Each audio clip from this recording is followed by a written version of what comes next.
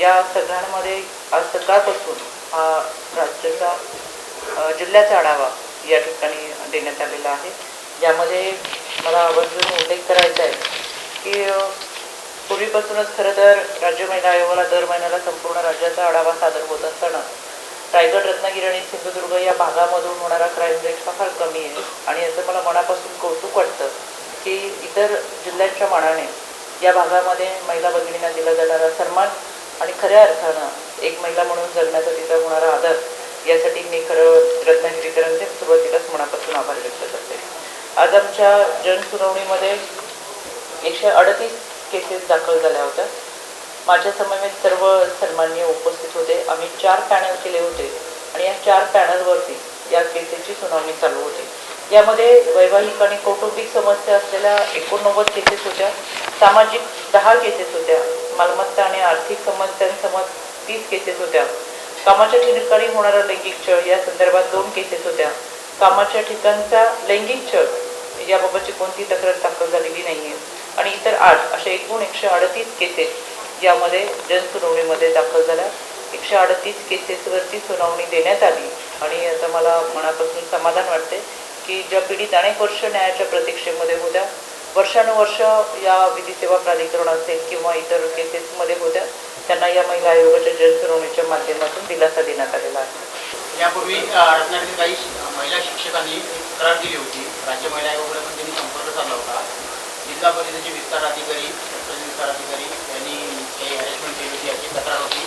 त्यानंतर त्यांची बदली त्यांना नगर परिषदेच्या शिक्षण मंडळाचा चार्ज देण्यात आला. तिथेही तोच प्रकार घडला. अजूनही त्यांचे प्रकार चालू आहेत. महिला शिक्षकांचे वाढदिवस साजरे करणे, त्यांना हाताने केक भरवणे, हे फोटो सोशल मीडियावर व्हायरल होत आहेत. मोठ्या प्रमाणात महिलांचे कर्मचारी शिक्षक आहेत त्यांच्यामध्ये चीड आहे. सुरुवातीला जिल्हा परिषदेने जी चौकशी केली त्या चौकशीच्या अहवालात ते दोषी असताना त्यांच्यावर कारवाई का केली गेली? मला आज सकाळीच ही तक्रार माझ्याकडे प्राप्त झाली. यामध्ये स्वतः मी कलेक्टर सरांशी आणि SP सरांशी आम्ही याच्यावरती चर्चा केली.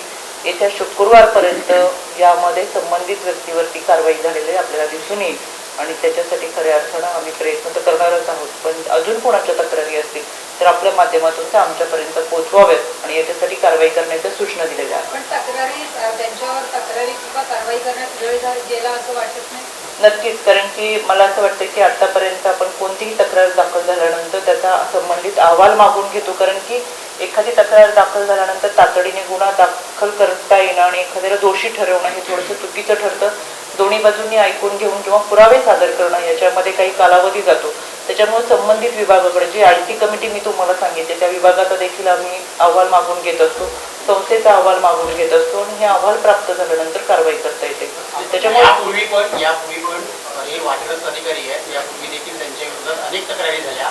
जिल्हा परिषदेत शिक्षण विभागात त्यांचे जवळचे मित्रपरिवार आहेत आणि ही जी काही चौकड आहे एकमेकाला सहकार्य करायचं आणि बाजू सावरून द्यायची, याचमुळे त्या अधिकाऱ्याला अभय मिळाला आहे आणि ते जिल्हा परिषद ठाण म्हणून बसलेले आहेत, वर्षानुवर्षे ठाण म्हणून बसलेले अधिकारी आहेत. त्यांच्यामुळे हे सगळे प्रकार घडत आहेत असं अनेकांच्या तक्रारी आहेत. परंतु दाद मागायची कुठे? यासाठीच आम्ही या ठिकाणी आलोय. आपण कोर्टमध्ये जरूर मेन्शन करा, येत्या शुक्रवारपर्यंत या सगळ्या गोष्टींवरती कारवाई केलेलं शिक्षण अधिकाऱ्यांची चौकशी होणार काय संदर्भात? नक्कीच. मॅडम, राज्यात आपण महिला असतील, मुली असतील त्यांच्यावर अत्याचार होतो, नंतर राजकीय लोक त्याच्यावर हे करतात, राजकारण करतात. मग त्याच्यानंतर आरोपीवर नेमकी कारवाई काय होते? आरोपी किती महिन्याने वर्षाने बाहेर पडतात? असं फास्ट ट्रॅकवर एखादा आरोपी आहे त्याला लगेच तात्काळ शिक्षा होईल असे प्रकरण आहे? बऱ्याच वेळा ज्यावेळेस घटना घडते तेव्हा TRP साठी त्याच्या बातम्या केल्या जातात आणि सातत्याने दाखवल्या जातात. 2 दिवस बातम्या दाखवल्यानंतर पुढे आम्ही ती कारवाई करत असतो. ती कारवाई दाखवली जात नाही आणि आम्हीही त्याचं भांडवल कधी करत नाही, कारण की शेवटी प्रत्येक व्यक्तीची सुरक्षितता आमच्यासाठी महत्त्वाची असते. त्या व्यक्तीचं कुटुंब असतं. एखादी व्यक्ती दोषी असेल तरी संपूर्ण कुटुंब दोषी नसतं. त्या कुटुंबाची सुरक्षा जपणं आमच्यासाठी महत्त्वाचं असतं. तुमच्या माहितीसाठी सांगते, कोल्हापूरमधल्या कोची च्या भागामधली एक घटना आहे.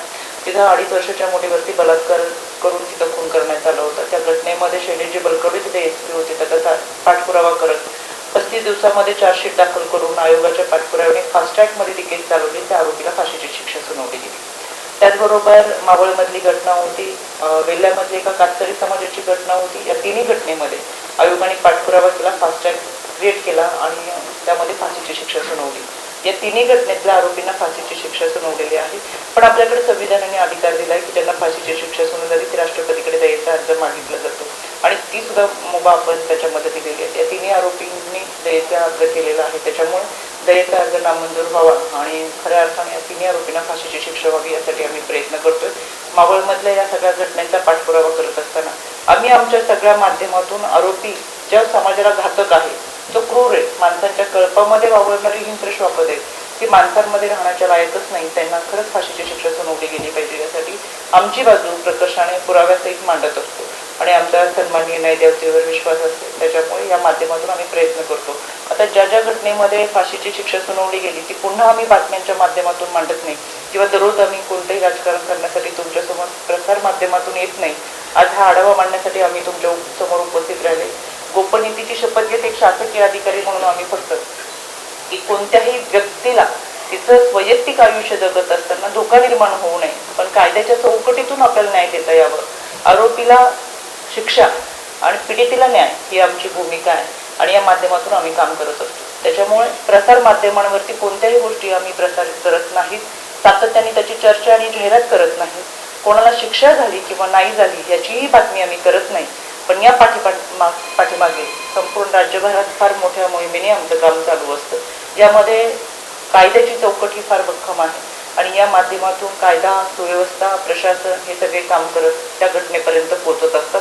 एखाद्या व्यक्तीला शिक्षा झाली आणि सुनावली तर त्याचा TRP वाढत नाही, म्हणून कदाचित आपल्याही माध्यमातून त्या बातम्या दाखवल्या जात नाही. त्याच्यामुळे अशा खूप मोठ्या घटना असतात. आज इतक्या मोठ्या प्रमाणात या ठिकाणी गर्दी होती याचाच अर्थ तक्रारदार महिलांचा या कायद्यावरती विश्वास आहे आणि आपल्याला न्याय मिळेल हा त्यांचा आत्मविश्वास आहे. बऱ्याचशा जिल्ह्यांमध्ये असा प्रकार आहे. तुमच्या माध्यमातून मी महाराष्ट्राच्या महिला भगिनींना सांगेल, ज्या ठिकाणी तुमच्या कार्यालयामध्ये म्हणजे शासकीय, निमशासकीय, खाजगी आस्थापनेमध्ये कोणी तुमची तक्रार घेत नसेल तर राज्य महिला आयोग तुमच्या बरोबर आहे. माझ्या 155-209 नंबरवर संपर्क साधा, माझ्या मेल ID वरती मेल करून तक्रार पाठवा, पत्र पाठवून तक्रार नोंदवा आणि हे शक्य झालं नाही तर मी तुमच्या प्रत्येक जिल्ह्यामध्ये येतेच आहे त्या ठिकाणी तक्रार. टाइम्स डिजिटलला लाईक करा, शेअर करा, सबस्क्राईब करा आणि बेल आयकॉन दाबायला विसरू नका. Times digital.